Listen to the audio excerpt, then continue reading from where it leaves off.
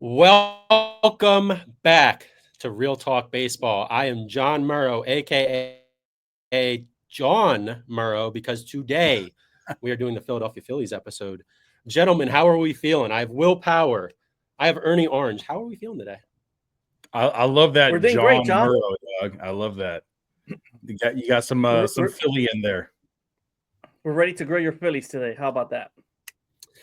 Ernie, I said to you off camera here, but I did appreciate the A's hat for the little Philadelphia A's reference on the Philly episode. How about it?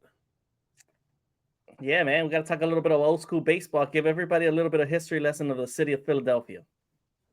I'm all about it. But today we are actually going to start before we get there. Today we are going to start with our 2024 overview of my Philadelphia Phillies, which we did not have a parade down Broad Street. So it's a disappointment, no matter how you look at it. We're going to talk some free agent potential. We're going to talk some prospects, which I absolutely love. And of course, we're going to talk about some projected lineups, some predictions, and let's get started here. So, gentlemen, I talked a lot of shit all season long, and I'm here to basically tell you that I am still confident in my Philadelphia Phillies, and I always will be as long as we have Bryce Harper. We will always have a chance. So entering the offseason, the Phillies actually have a couple different GMs. They're actually now getting a new GM. Sam Fold is now going to the University of Penn.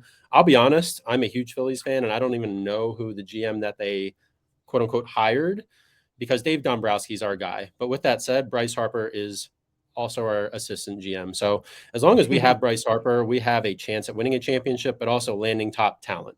Now, looking back on the 2024 season, I do believe that the Phillies came up short simply because they did not make the moves and they thought that they were the team in the first half all season and they just were not good enough. But looking back on the 2024 season, guys, as outsiders, not Phillies fans, not if I think everyone bleeds red if they cut themselves, but I literally do have pinstripes in my blood. What did you guys think of the Phillies as an outsider view, and where do you think they went wrong? Go ahead, Ernie. You can go ahead and start. Yeah, definitely, man. This Philly team was seen as a favorite team to win this season, and they had all the potential from starting 1 to 9, a roster to win, a bullpen, a starting rotation, and it all fell apart in the second half of the season. You're talking about a team that their bats went cold when it really mattered in the postseason. And it's a really shocker because these are guys that could perform at a level that we've seen before, right? As an outsider here, if you're a Philly fan, you should be really disappointed. It's been 3 years in a row where they've fallen short. They should already have 2 World Series if you ask me right now. So, man, I don't know, man. It's a team that fell short, and they needed to do a little bit more. I don't know how they let this Mets team come in hot and beat them, especially your your NL East rival, like the Mets, who are not known to winning. And the bullpen collapsed. You let Pete Alonso hit a bomb on you, and it just changed the whole outcome of the whole series. Yeah. Well, what do you think? I think that baseball is all about hot streaks and cold streaks, and it doesn't matter what team you're talking about. If the right team gets hot at the right time, that's the team that's going to make it into the playoffs and do a World Series push, and we saw that with the Dodgers and the Yankees. And I don't think the Phillies necessarily fell apart in the second half. I think they just kind of came down to earth. And if the opposite happened where, they were kind of just like very mid or above average in the first half, and then they played above their heads in the second half, we'd be having a completely different conversation right now. And that's the problem. That's one of the problems that I saw. Another problem I saw is the Phillies put too much stock into Aaron Nola, man. They have him as like the number 2 starter, and I don't see him as a number 2. I see a lot of strikeouts and he eats a lot of innings, and that's great. But I also see him with like a 4 ERA almost every season, and a 4 ERA, it's not the end of the world, but I don't want that from my number 2 guy. I want a mid-3s or lower from my number 2. So the strikeouts are great, 250 strikeouts and over 200 innings. I love to see that, but he gives up so many home runs, and pitching in Citizens Bank, that's more of a hitter's ballpark. When you throw that high fastball that's not above 100 miles an hour, a lot of guys can just tee off on that. They've adjusted so well to hitting the fastball. And I think that was the biggest issue for me, why the Phillies didn't go as far as they could have. They just gave up too many runs. And they were scoring a lot of runs too. It was 3-4 runs a game, sometimes more. Very, very seldomly did they score less than 3 runs per game, and when you're allowing 5 runs, that's a recipe for disaster.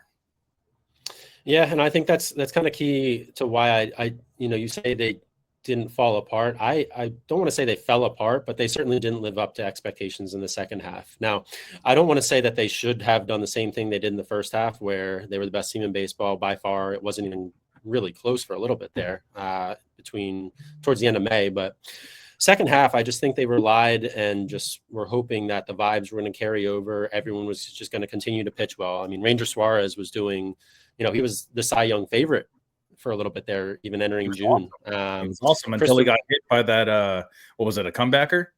Yeah. I think it was Christopher Sanchez, Christopher Sanchez, same thing. So they were getting more from guys that they didn't expect it from, but they weren't getting the results from guys that they did expect it from. When you have guys like Trey Turner coming up that cold when it matters, and Will, I don't even want to hear what you have to say on this, so I'm just going to skip Trey Turner in general because you can shut up. But if you're paying a guy that kind of money, he does have to show up when it matters. And if he's not going to show up, Phillies fans they were calling for his head. Now, I'm not treating Trey Turner, but a guy I do want to lead into the next part of our segment here is, what would you do to fix this team entering 2025? And, truthfully, I think the main move that they're going to make, and this is a no doubt move, is that Alec Bohm is gone. And as a Phillies fan, that sounds, I don't want to say relieving. That's not the word, because Alec Bohm has had his moments in Philadelphia. From I effing hate it here. I don't know how much you guys really know about all that, but I think Alec Bohm's not getting traded because of his bat. He hit 280, had 97 RBI. I think he would get traded because of his personality and his immaturity. And I think if they're able to capitalize and trade for a position of need and sign a guy like Alex Bregman entering, I think that you're really improving your lineup a little bit, but more than anything, you're improving the vibes. And if you can trade Bohm for a reliever or starting pitcher, I think that's a huge difference. But Ernie, I'm curious on what you would do. What's one quick move? And then we can talk about a few more different moves. But, when it comes to Alec Bohm specifically, would you trade Bohm? And as an outsider, Phillies Angels are pretty good trade partners. I don't know if that could be part definitely of a bigger move. I don't know if it's going to happen this year, but it'll happen eventually. Now, with Alec Bohm, you have to trade him. There's no way. You need to upgrade your infield with a better third baseman like Bregman, without a doubt. You got to pay the Bregman, bring him in, and it will just add another great batter to the middle of your lineup, and it'll be a scary lineup, if you ask me. So I think Bregman is the answer, and I think the Phillies must get him if they want to win. I think Bregman is the answer at a decent price. If he gets anything like I heard a whisper of 11 years, $350 million, there's absolutely no way in hell the Phillies or any team in baseball is giving him that. Right. So it looks like Scott Boras is asking for 7 years, $182 million. Would you pay that? Yes. Okay. What about you, John? Will? Sorry. What do you think? They should pay for that price if you're the Phillies? I don't see Bregman as a Philly guy. I think that Bryce Harper, he exudes Philly. Castellanos, I can see the same thing. Even Schwarber, I can see the same thing. But guys that are just kind of like a little too calm, like Trey Turner, like Alex Bregman, I don't see those guys really fitting into the Phillies lineup. And if I'm being able to pick and choose which third baseman in the league that I think would fit best in the Phillies lineup, I'm thinking Nolan Arenado, man. I'm thinking if you could make a trade happen with the Cardinals and you get Nolan Arenado next season, not only are you getting the Gold Glove, but you're getting a guy that played in Coors Field that used to hit 35 to 40 home runs every single season, and he's returning to a hitter's ballpark. Cardinals, the Busch Stadium? Is that what it's called now? Mm-hmm. Yes. Busch Stadium is not a hitter's ballpark. It's more just kind of like neutral. a little more heavy on the pitching side, which is why Wainwright looked so good for so many years. So, I mean, he's also a really good pitcher, but it's one of the reasons why, he looked as good as he did for all those years. But I think that Nolan Arenado is much more of a Philly guy than Alex Bregman is. I know it wouldn't be a very long contract, but I don't really know like the Phillies' depth like that. But I would much rather see Nolan Arenado in a Phillies uniform for one season versus Alex Bregman for 7 seasons. He's 32 years old. By the time the contract is over, he's going to be 39. You already have Harper to a really long deal. You already have Trey Turner to a really long deal.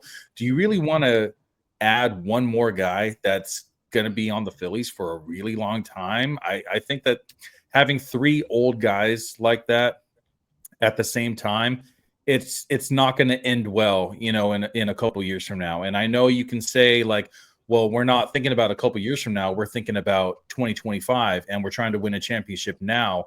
I still see Nolan Arenado producing a lot more than Alex Bregman would in a Phillies uniform. And I have Nolan Arenado on my short list here where I think you're right and wrong. I think Arenado from a standpoint on versus ascension versus descension, he's declining. He's not getting better. The Phillies are already a pretty old team. If he doesn't cost a lot and they can have him for 2-3 years, I like that side of it.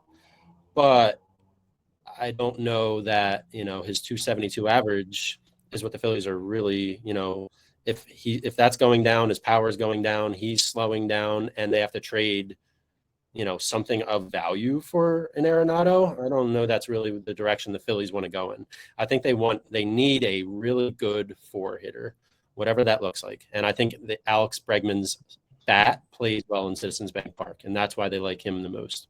Alex Bregman pulls the ball a lot. He's a big pull hitter, and he has really good plate discipline. So let's say you slot him in like, number 3, and you have let's say like Harper batting behind him. He's going to get on base and he's going to score a lot of runs, but I don't see Alex Bregman as the type to get a lot of RBI in this lineup.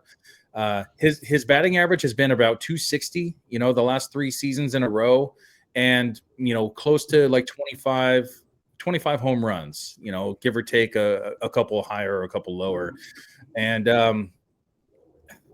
and that's playing in Houston, where the Crawford box is. It's a lot easier to hit home runs on the left side of the outfield than it is on the right side of the outfield. And, being a right-handed hitter, like Arenado's a right-handed hitter also, but Arenado, he pulls the ball also, and he has a lot more power. So if you're comparing batting averages, like you said, 272 from Arenado compared to the 260 from Bregman, I would definitely take Arenado over Alex Bregman. So here's a situation that I want to run by you guys, and there's a lot of different ways that this plays out, but I think this kind of goes for every team and not just the Phillies. I think all this truthfully depends, and I don't know what took me 15 minutes to get here, on Juan Soto. There is a chance. I'm not going to tell you the Phillies are going to get Juan Soto, but they're going to be in the top 5. They should be.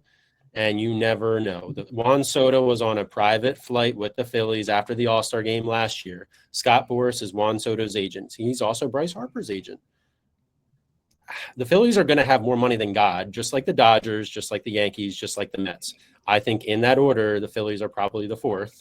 Yankees, Mets, Dodgers. If he goes to the Dodgers, I'm never watching baseball again, to be completely honest. Dude. No, that wouldn't be fair. Be watching the All-Star game every day.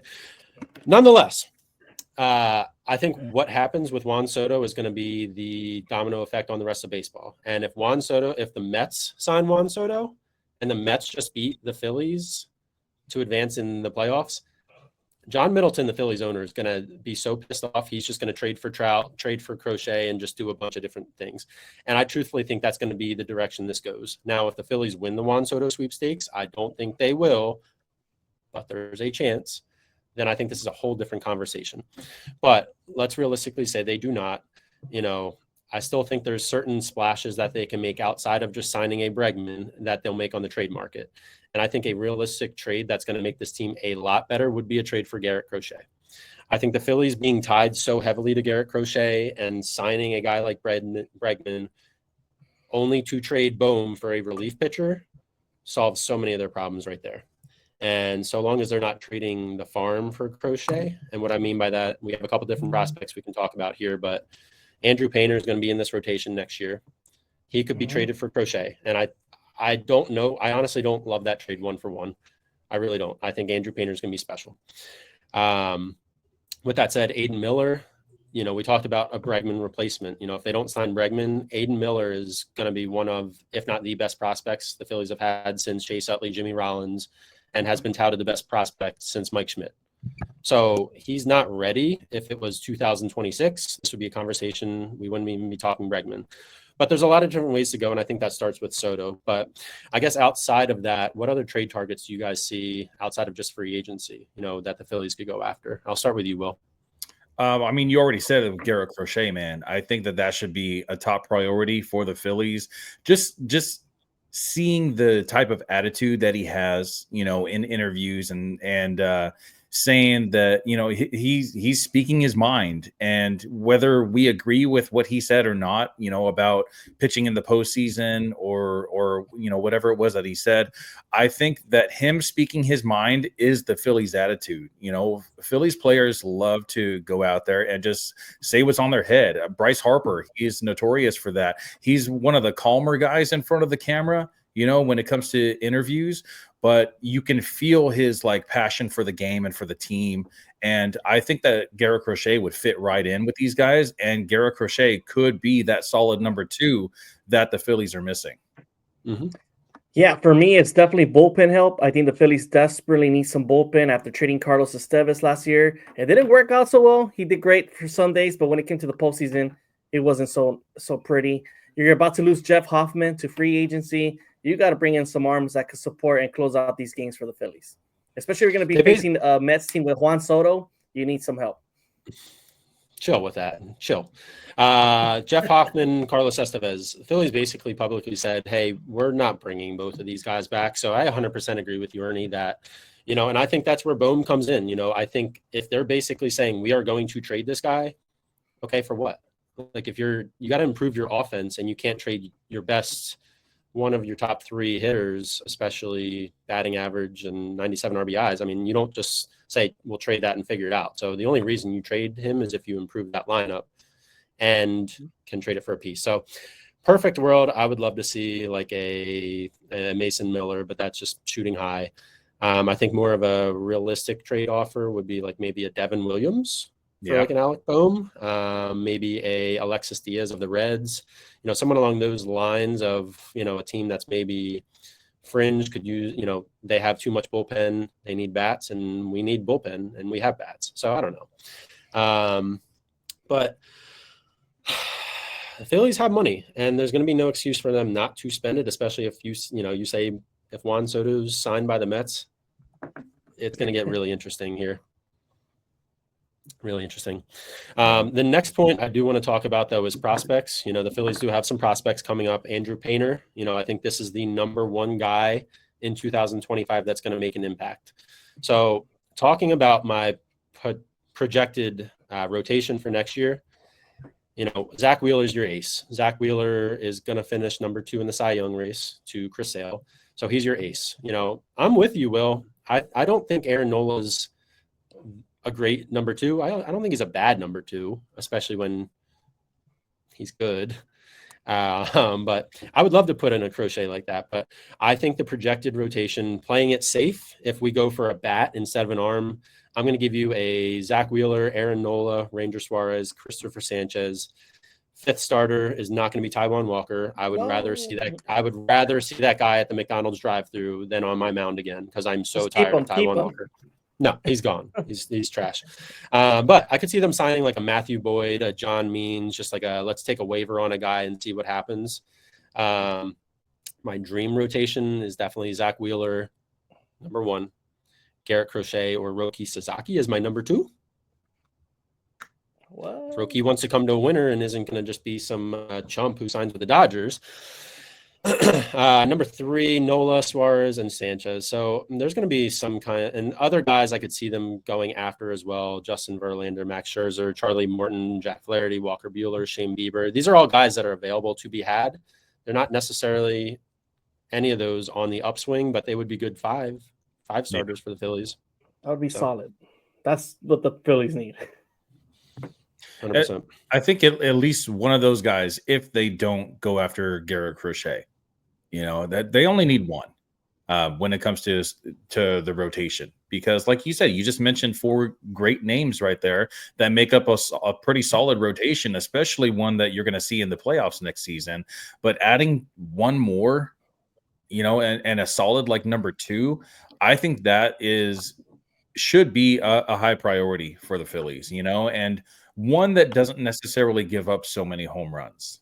I think that's a big thing because, like I mentioned before, Citizens Bank is more of a hitter's ballpark than a pitcher's ballpark. So I'd like to see a pitcher that would come in and put the ball on the ground a lot more often, and rely on the infield, which is why I think that trading for like a Nolan Arenado or signing Alex Bregman would be a better option if you get a pitcher like that. Because let's face it, Alec Bohm isn't the best when it comes to defense at third, and you want a really solid glove right there if you have a ground ball heavy pitcher. I agree with that. And I guess my whole point is the Phillies don't want to just get everybody old at the same time. They have some prospects coming up. So I love Arenado for the next 2-3 years, but I don't know if it goes bad like it did in St. Louis. I don't want Harper to turn into Goldschmidt real quick, and now we have the same problem just in Philadelphia instead of in St. Louis, and that's what I'm afraid of. Yeah, man. At the end of the day, the Phillies just need to get a better supporting cast for Bryce Harper, Trey Turner, and they need to provide some better hitters in the outfield for me and a better bullpen. And I think this team will go and win the NL East again next year. You just said like every position on the field they need an upgrade. So it doesn't matter what they do if they can trade for a Garrett Crochet and Andrew Painter is in this rotation by June. Listen to this rotation, fellas: Zach Wheeler, Garrett Crochet, Aaron Nola, Andrew Painter, and then you have Ranger Suarez and Christopher Sanchez to play with too. Okay, cool. Outside of the Dodgers, I don't know who's touching that, and that's assuming Shohei is healthy. That's assuming Roki Sasaki is what he is. That's assuming Yamamoto stays healthy. But if you're going to keep up with a team like the Dodgers, you got to outpitch them. I think Roki Sasaki is going to the Padres. I called it last episode. It makes sense. It does. It does make sense, especially because Yu Darvish over there, from the Japanese league, like Roki Sasaki looks up to him, just like he probably looks up to Shohei Ohtani and Yamamoto. But I think that the Dodgers have so much money invested in these players already, and I think it's time to think about more of an upgrade at third base, because Max Muncy just isn't pulling the weight. So I think they're gonna not push as hard on Sasaki as like the Padres would. Padres don't have as much money as some other higher market teams, but I think they could move some stuff around to make it so that way he's like their number one priority in the offseason. Well, what I think is going to be interesting to watch too, and again, I don't think Roki Sasaki is going to sign with the Phillies, but the Phillies did make the largest offer to Yamamoto last year out of any other team. They want one of those guys. Mm-hmm. And Roki Sasaki being this cheap, I mean, they will literally tell him, when the time comes, just write a blank check. You write whatever you want. We'll take you for the next couple of years. We'll write you a blank check, make you the guy. The Phillies have never signed a Japanese player, ever. So I'm not going to say this is going to be the first one just because of circumstances, but if that situation didn't exist in LA, it'd be nice to have him in our rotation. Yeah, especially because of his age. 22 years old, going into his age 23 season. Like that's unheard of to see a pitcher this good, that young, hitting free agency already. Most of the time when you see a guy that is this good, they don't hit free agency until at least 25 years old because you need 6 years of MLB service. And who's coming up at 19 years old as one of the best starting pitchers in the league? No one does that. And it takes a lot of development, and he has gotten a lot of development in the Japanese league, and it looks like he's ready for Major League Baseball. Maybe not 200 innings in his first season. It's probably going to be closer to like 150, but dude, I would take that 150 innings from Sasaki over any other starting pitcher in free agency right now. Definitely, man. You're talking about Andrew Painter, who's also, coming off of Tommy John surgery. Looks like will be the next big thing for the Phillies rotation. But the question is, how does he react to an MLB level type pitcher? Batters type. So a lot of question marks for the 2025, but we're excited to see how it all plays out for this Phillies team. I've watched a lot of Andrew Painter, and he reminds me of a young Mark Pryor, if anyone needs that kind of comp. But we'll see. Even if he's a 4 to go into next year, they have Justin Crawford coming up, Carl Crawford's cousin. He'll probably be up next year, definitely by 26. So they have options, and that's where, if they're looking for the difference of a stopgap guy, someone like an Arenado to cover 2-3 years, that's where that makes a lot of sense. But it really depends, because the Phillies window with guys like Schwarber, Castellanos, Harper is closing, It is. And, you got to maximize Harper. I think there's a lot of different ways to do that. But Harper doesn't need the pressure of being the guy all the time. And I think that's why they signed Trey Turner. And he's so streaky, man. He's so streaky. But if they can get a number 4 hitter and someone that's really going to take some of that pressure off Turner and Harper, it'd be weird if I didn't talk about this option too, Ernie. Mike Trout. What are we thinking? Is he ever going to actually become a Philly? That's the main question. I don't see it happening this year, but I think it's happening sometime in a couple seasons. Once he's hitting age 35. Why not this year? I don't know. I think the Angels just want to hold on. They still want to sell tickets, and they still want to have a star in their lineup. Yeah, he is their only star. Zach Neto. No one's buying tickets to watch Zach Neto play. Exactly. If you're going to an Angels game, it's because you want to watch Mike Trout play. Dude, the Angels sold more tickets without Shohei than they did with him. It makes no sense. This season. I didn't believe that. I think that was just a lie. I think that's just said that just to make us feel better. But honestly, I saw more empty seats than I've ever have. Well, that's all I got on Phillies. You guys have anything else to add here? I'm looking on a RotoChamp right now, and I'm looking at the projected lineup for next season. We have Kyle Schwarber leading off, and I'm actually going to stop right there, because this is one of my biggest pet peeves about the Phillies team is I hate Kyle Schwarber in the leadoff position. And I get it. His on-base percentage is over 100 points higher than his batting average. But so what, man? This guy has so much power. He hits a home run in the leadoff spot. That's one freaking run. I don't want to see one run off a Kyle Schwarber home run. I want to see 3 runs, or at least 2. If you have Bryson Stott and Trey Turner hitting ahead of Kyle Schwarber, those are guys that get on base very high. And even if Kyle Schwarber doesn't hit the home run, he gets on base too. And then you have Bryce Harper hitting right behind him, and then that's multiple RBIs in the first inning. And I like we kind of saw at the tail end of last season, we said that they weren't scoring as many runs as they were in the first half. I think shaking up that lineup is one of the ways to do that. I don't disagree with you. I think it depends what that lineup looks like. You and I have had this talk a lot off air, and you've stated your case. I've stated mine. I mean, the Phillies are 80. Let me see. I just was looking that up, actually. I couldn't find the exact stat when he homers, when he leads off, but the Phillies are 83 and 36 when he homers. I mean, he's not your standard leadoff hitter by any means, but there's nothing better than starting off a game 1-0, and that's what the Phillies like, man. I mean, he does it a lot. He had 14 leadoff home runs last year, and I think they won every one of those games. So it's not standard. I mean, I think if you sign a guy like Juan Soto, and I actually, I'm glad you brought this up and didn't just cut this off here, but I did draw up 2 lineups. So I'll give you my projected lineup. I got Schwarber, Turner, Harper, Bregman, Castellanos, Austin Hayes / Brendan Marsh as your 6-hitter. Real Muto, Stott, and Johan Rojas. I think that's a very realistic lineup for this Phillies team. My dream lineup, hear me out, fellas. Trey Turner, Juan Soto, Bryce Harper, Nick Castellanos, Kyle Schwarber is your 5-hitter. Okay. Austin Hayes, Brandon Marsh is your 6. Real Muto 7, Stott, Sosa, Rojas. So it can look so different, but if you have a guy like Schwarber's just not a 3-hitter. He's not a 4-hitter. He's a power hitter, but you need a guy that's not just going up and doing home run or bust as your 3 or 4 hitter. So that's why they're either going to say, hey, we have one out, or it's 1-0, and that's that. It's weird, but it works. Putting Kyle Schwarber in the leadoff position, I think that initially it was just kind of like, let's try this and see what happens. And you just said a bunch of stats on why it's working. And yeah, it is working, but it could be working better.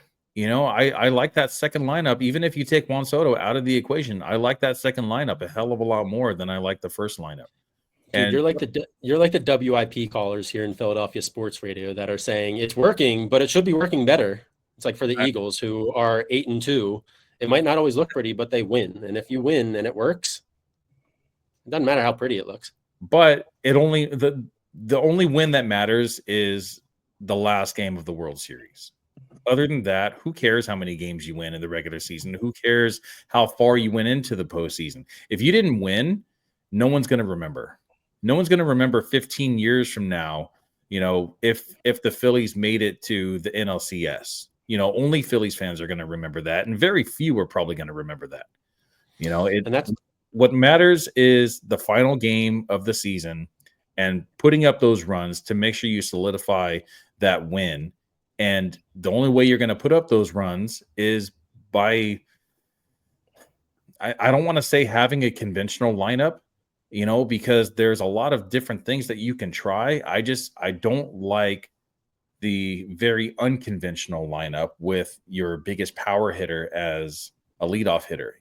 There's other guys that hit 40 home runs from the leadoff spot. We saw Mookie Betts hit 40 home runs in the leadoff spot. We saw Ronald Acuna Jr. do it, but those guys also have speed, and they can leg out a lot of doubles, where I don't see Kyle Schwarber hitting a lot of doubles. You got to get scoring 100%. Position. Even if you don't hit the home run, at least get yourself into a scoring position. So that way the next guy just has to hit a single in the gap and you score a run. Kyle Schwarber is the type of guy, like you said it earlier, he's all or nothing. He's either a home run or a walk or a strikeout. And very rarely will he actually get those extra bases because he's not the fastest guy out there. When I look at him running down the first baseline, he kind of looks like a Mack truck or like a refrigerator running down the line, and he looks like Ted the teddy bear. Look that up. Yeah, there you go. Yeah. No, I mean you're kind of proving my point here, though, is that I honestly would rather have Kyle Schwarber lead off than a Mookie Betts or Acuna, because I'd rather have that bat at 3 or 4 when they're going to score runs and drive guys in and get on base versus a Schwarber who, again, it's 1-0 or not. But regardless, the Phillies that wasn't their issue. That's not why they didn't win the World Series last year. It's just the middle of the lineup came up way too short. Harper, Stott, Bohm. Yeah. The bats Turner. went cold. Those guys, they did. Bats went cold. Castellanos was really the only one that was actually like shocking, right? Unexpected. And Philly kind of hates Castellanos too, which is kind of funny. It's a Phillies team that works the unconventional way, but somehow it works. That's just the Philly way, guys, and it's working. So I think they're going to keep it. I don't think Rob Thompson has much say on it. I think it comes from up top. They're telling him how to set up the lineup, and he just has to follow order. Yeah. And this is where I think Rob Thompson is in a leash. I'm not sure how much he's going to last if they can't continue winning. Right. It's not going to matter how many runs the Phillies score as long as they score one run per game, because if we trade for Garrett Crochet, you guys are literally going to be shitting your pants. It could be possible. I just want to say that this Phillies team has enough to win, so there's no more excuses going forward. Just, should have won the past 3 years. Yeah. They had the chance. But I mean, Jeff Hoffman and Carlos Estevez, those guys are gone, and I think that the Phillies need to re-sign at least one of those guys, and it seems like Carlos Estevez would be the one that cheapest option is the most plausible, because Jeff Hoffman, I think he's going to be a little bit more expensive than Carlos. He wants to be a starter now. Really? I haven't heard that. Yeah, Jeff Hoffman's trying to pursue a starter role. A little Seth Lugo action. Yep. The dude's 32. He's going to be entering his 32 season, age 32 season. Like, he's going to be the next Ronaldo Lopez. It worked out for him. Yeah, but Ronaldo Lopez started out as a starting pitcher and then moved to the bullpen with the Mets. Was it with the Mets? I think. And then when he went to the Braves, White Sox. Was it White Sox? I thought it was the Braves that they made him a starter again. Yeah, And the Braves. Yeah, he was Well, in and the out of the White Sox bullpen. before the Braves. Yeah. He was in and out of the bullpen, for like 4 or 5 years in a row, and then he wasn't a full-blown starter again until, just recently with the Braves. All right. So before we wrap this up here, give me a prediction of the 30 MLB teams. The Phillies will finish blank next year. I'm gonna say I have them winning the NLCS against the Dodgers. Well, I think I'm going to say just in the National League, I'm going to say they're third, and that's because Spencer Strider is going to be back next season, and Ronald Acuna is going to be back next season. And the reason why the Braves were so bad this past season in 2024, was mainly because of those two guys, but also because Ozzie Albies was injured for half the season, and Matt Olson wasn't hitting like he was the season before. But with all these guys healthy, I think next season the Braves are going to. I think the Braves are going to win the division. Phillies are going to come in second and probably face off each other in the National League Division Series. And I think the Braves are probably going to take it. But it's also going to depend on these offseason moves that we've been talking about. If the Phillies land Garrett Crochet, conversation changes. If the Phillies sign Alex Bregman or trade for Arenado, the conversation changes. I think today the Phillies are probably the 4th or 5th best team in the National League alone, if I'm being just completely unbiased. But yeah, you add a Garrett Crochet, I mean, all of a sudden you're probably the 2nd best team in the NL behind the Dodgers. And that's the thing. The Phillies are going to make these moves at the end of the day, And a couple months from now, we're going to be talking about a deep Philly roster. So that's why I'm not going to be shocked when they make these moves, because I know they're going to make them. And that's something how drastic. John Middleton does. Yeah. Something drastic is going to happen. For sure. Yeah, if you like our content, make sure to hit that like and subscribe. We'll be covering all 30 MLB teams for the next couple months for this 2025 offseason. We had a great show talking Phillies. Going on, John, do you want to give your last mentions? Let's go Phillies. That's all I got. But it was a pleasure talking Phillies with you, and excited to hop on again. Let's finish up covering all 30 teams. So stay tuned here for Real Talk Baseball. I am John Murrow with Willpower, Ernie Orange, and we are out. Thanks, fellas. See ya.